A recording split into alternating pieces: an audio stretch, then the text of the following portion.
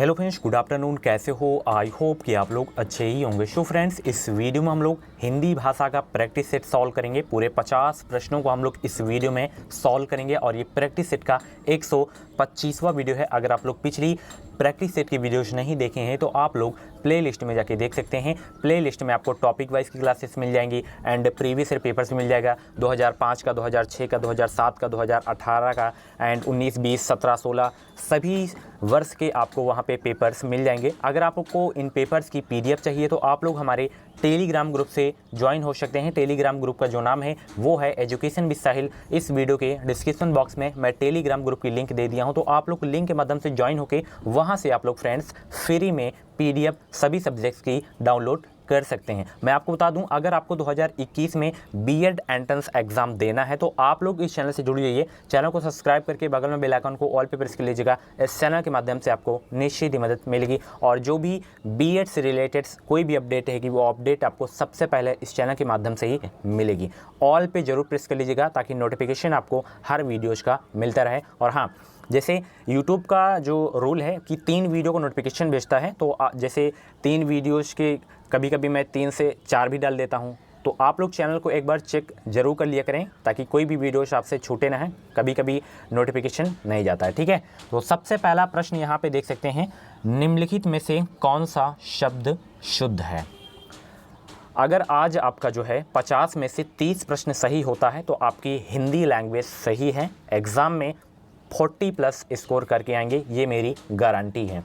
अगर आज के इस प्रैक्टिस सेट में 30 प्रश्न अगर आप लोग सही कर लेते हैं, मुझे उम्मीद है कि आज आप लोगों का, सभी लोगों का 30+ स्कोर जाना चाहिए।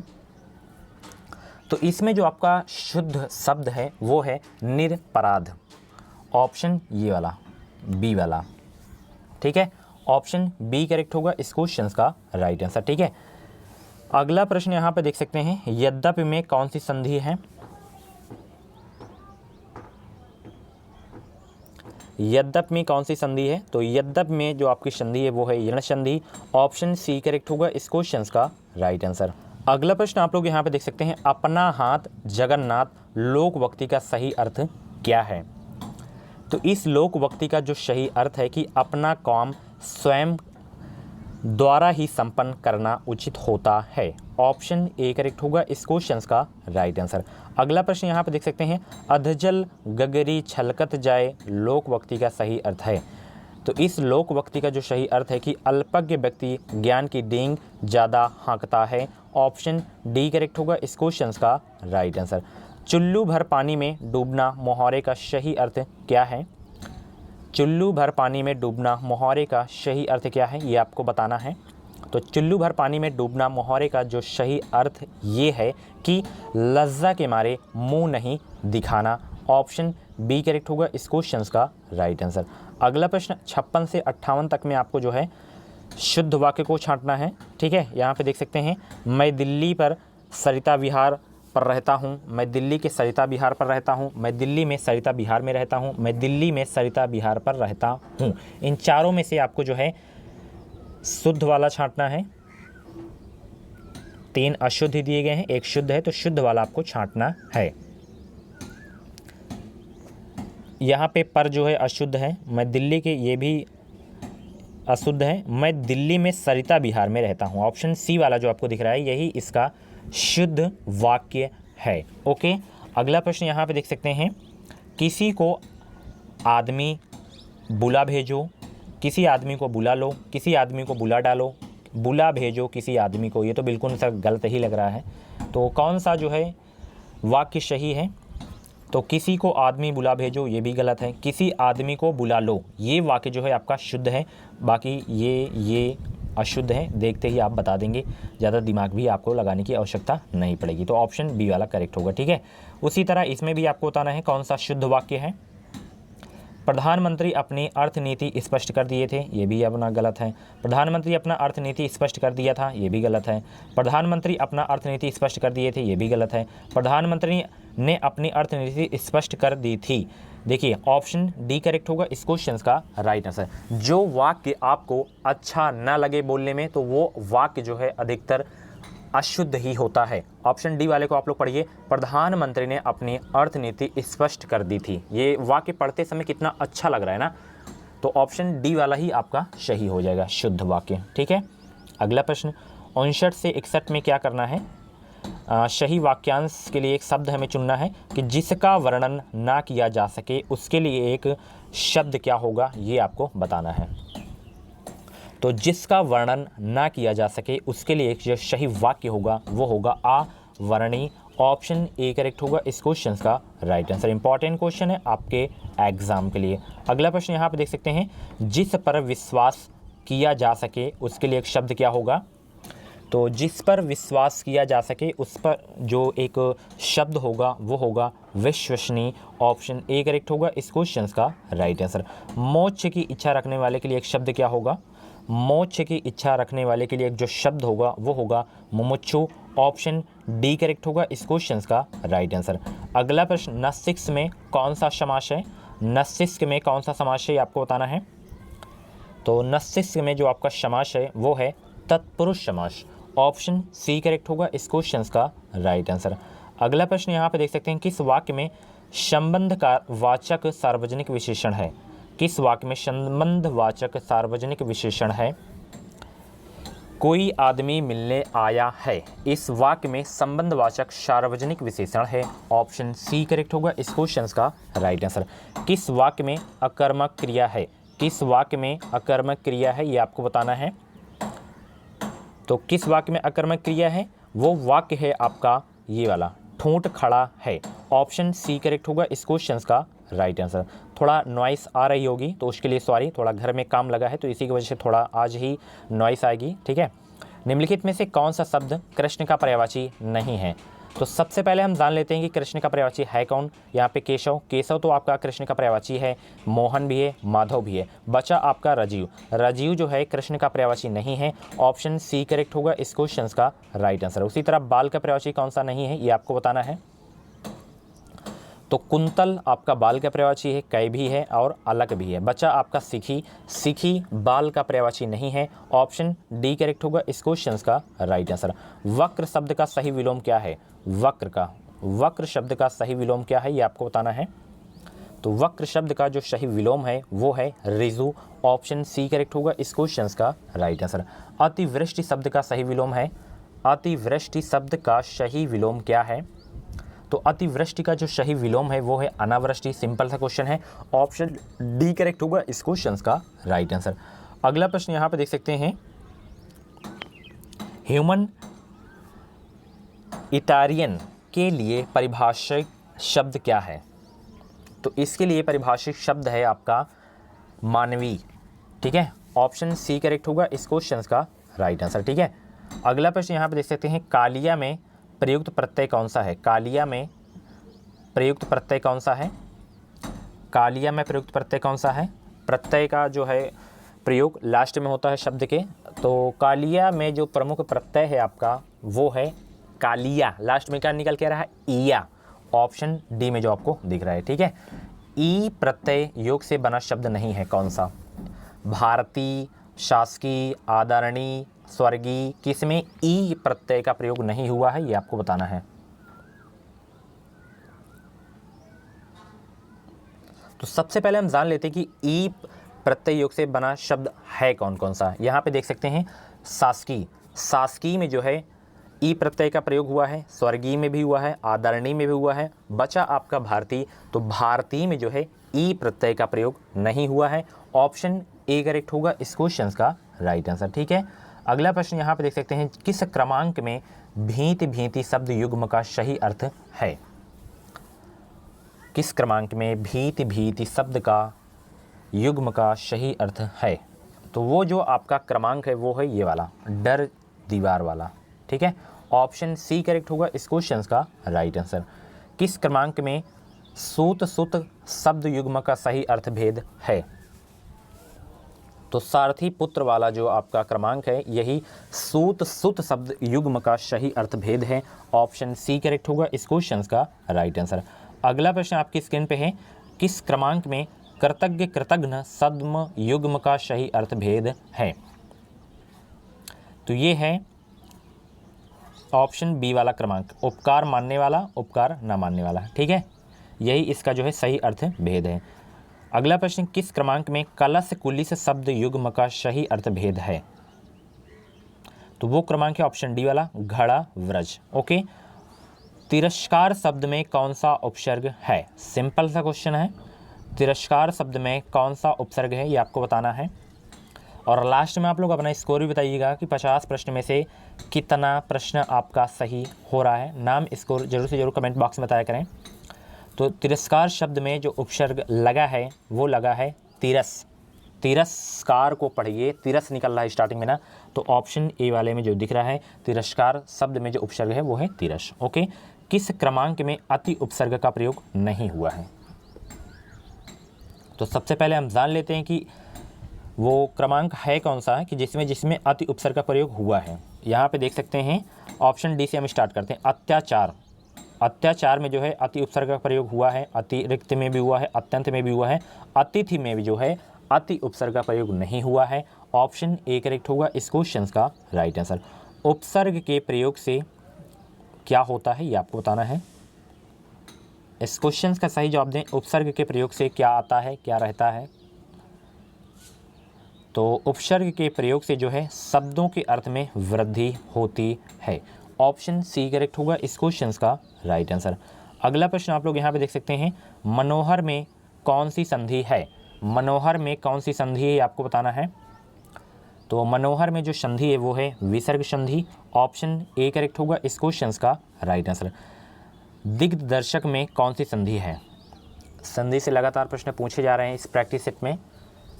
दिग्दर्शन में कौन सी संधि है? दिग्दर्शक में तो इसमें जो संधि है आपकी वो है व्यंजन संधि। ऑप्शन बी करेक्ट होगा इस क्वेश्चन का राइट आंसर। गद्यांश के प्रश्न यहाँ पे पूछे गए हैं। मैं फिर से बता दूं, गद्यांश के क्वेश्चंस आप लोग पीडीएफ से अच्छे से पढ़ लिया करें। सबसे पहले प्रश्नों को आप लोग पढ़ा करें, फिर उसके बाद उसमें आंसर खोजने का प्रयास किया करें, ठीक है।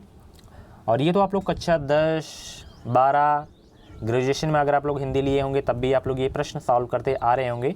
भाई बीएड करने जा रहे हैं, भावी शिक्षक हैं आप लोग अभी, ठीक है। तो ये सब तो नॉर्मल क्वेश्चन है, आप लोग कर ही लेंगे, ठीक है। अगर कभी भी आप लोग गद्यांश को प्रैक्टिस करके नहीं जाते हैं तब भी आप लोग इस प्रश्न को सही करके आएंगे। 5 में से तो 3 100% आपका सही होगा, ठीक है।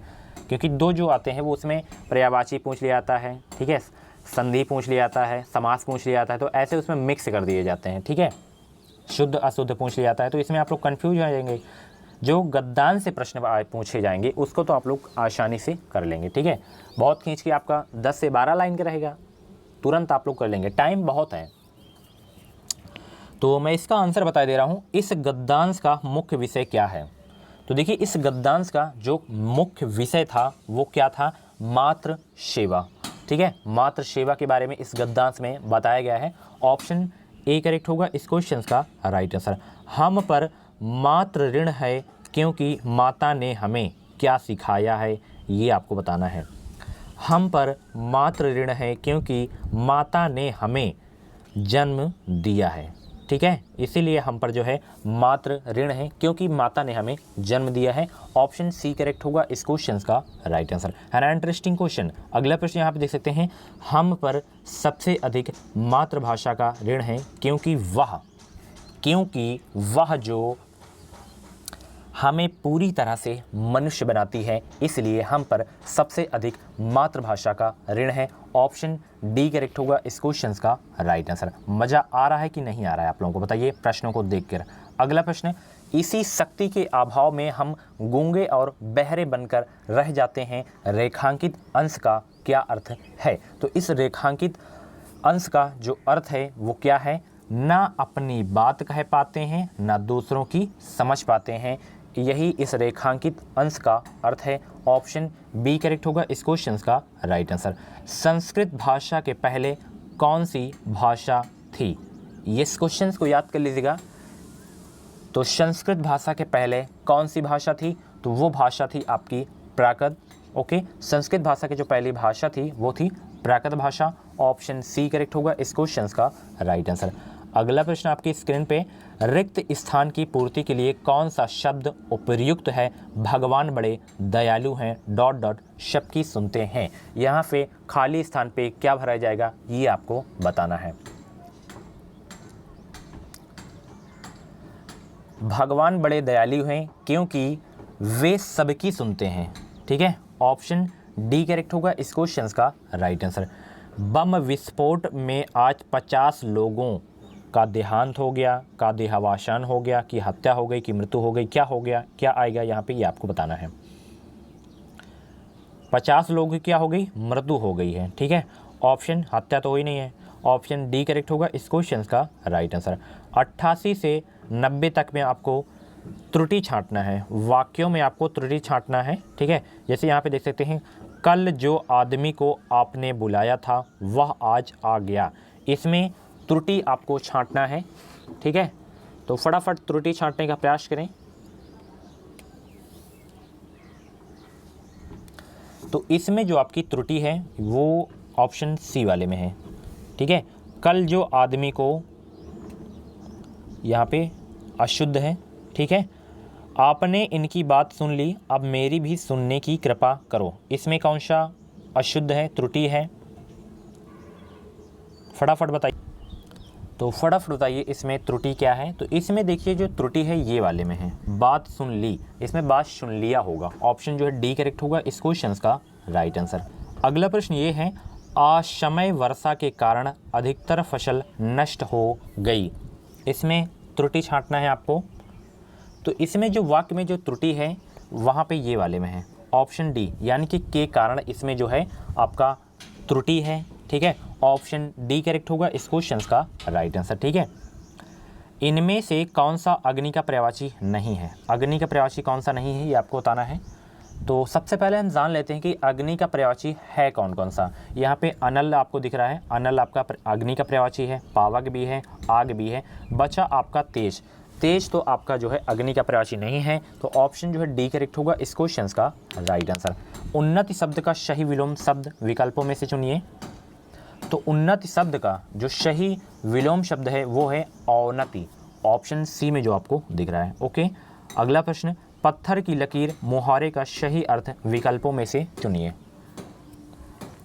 तो पत्थर की लकीर मुहावरे का जो सही अर्थ है वो क्या है? वो है दृढ़ रहना, ऑप्शन ए करेक्ट होगा इस क्वेश्चन का राइट आंसर। कवि का स्त्रीलिंग शब्द क्या है? तो कवि का जो स्त्रीलिंग शब्द होगा वो क्या होगा? कवयित्री, ऑप्शन सी करेक्ट होगा इस क्वेश्चन का राइट आंसर। वह मेरा धन नहीं दे रहा है, लगता है उपर्युक्त लोकोक्ति से वाक्य पूर्ति कीजिए। यहाँ पे देख सकते हैं, अधजल गगरी छलकत जाए, और भी ऑप्शन देख सकते हैं। टेढ़ी उंगली से घी निकलता है, दोनों हाथ लड्डू, नाच न आवे आंगन टेढ़ा। तो यहाँ पे आपको जो है इसको पूरा करना है। वह मेरा धन नहीं दे रहा है, लगता है क्या होगा ये आपको बताना है। तो लगता है वो जो है टेढ़ी उंगली से घी निकालता है, ऑप्शन बी करेक्ट होगा इस क्वेश्चन का राइट आंसर। ठीक है, अगला प्रश्न यहाँ पे देख सकते हैं, भोजन करने की इच्छा के लिए उचित शब्द क्या है? भोजन करने की इच्छा के लिए उचित शब्द क्या है? तो भोजन करने की इच्छा के लिए जो उचित शब्द है आपका वो है बुभुक्षा, ऑप्शन बी करेक्ट होगा इस क्वेश्चन का राइट आंसर। बड़े बढ़ाई ना करे, बड़े न बोले बोल, पद्यांश के रचनाकार हैं। तो इस पद्यांश के जो रचनाकार हैं वो हैं रहीम, ऑप्शन बी करेक्ट होगा इस क्वेश्चन का राइट आंसर। मैथिली शरण गुप्त की निम्नलिखित में से कौन सी कृति है? तो मैथिली शरण गुप्त की निम्नलिखित में से कौन सी इसमें कृति है? वो है साकेत। साकेत बहुत इंपॉर्टेंट है इनकी कृति, अक्सर एग्जाम में साकेत ही पूछी जाती है। पीताम्बर शब्द में कौन सा समास है? सिंपल से क्वेश्चन है। तो पीताम्बर शब्द में जो आपका समास है वो है बहुव्रीहि समास, ऑप्शन सी करेक्ट होगा इस क्वेश्चन का राइट आंसर। अगला प्रश्न जो कि इस वीडियो का लास्ट प्रश्न है, निम्नलिखित में से कौन सा शब्द अभिलाषा का पर्यायवाची नहीं है? तो सबसे पहले हम जान लेते हैं कि अभिलाषा का पर्यायवाची है कौन कौन सा। तो अभिलाषा का पर्यायवाची मनोरथ भी है, कामना भी है, आकांक्षा भी है। ये तीनों अभिलाषा के पर्यायवाची हैं। बचा आपका मनोहर। मनोहर अभिलाषा का पर्यायवाची नहीं है, ऑप्शन डी करेक्ट होगा इस क्वेश्चन का राइट आंसर। तो फ्रेंड्स इसकी आंसर की भी आप लोग PDF से देख लीजिएगा यहाँ पे नीचे, ठीक है। तो ये थे टॉप 50 क्वेश्चंस हिंदी लैंग्वेज के। और भी हिंदी लैंग्वेज का टेस्ट अगर आपको देखना है तो आप लोग प्ले लिस्ट में जाके देख सकते हैं, वहाँ पे आपको काफ़ी सारे प्रैक्टिस सेट की वीडियोज मिल जाएंगी, ठीक है। 124 प्रैक्टिस सेट की वीडियोज वहाँ पे मिल जाएंगी। अगर आपके मन में बीएड से रिलेटेड कुछ डाउट हो तो कमेंट बॉक्स में क्वेरी कर सकते हैं, या इंस्टाग्राम पे भी आप लोग सही से मैसेज कर सकते हैं। इंस्टाग्राम आईडी की मैं लिंक दे दिया हूँ इस वीडियो को डिस्क्रिप्शन बॉक्स में, वहाँ पे आप लोग फॉलो करके कुछ भी इन्फॉर्मेशन ले सकते हैं बीएड से रिलेटेड। मिलते हैं अगली वीडियो पे। इस वीडियो को लाइक और शेयर करना मत भूलिएगा। Thank you.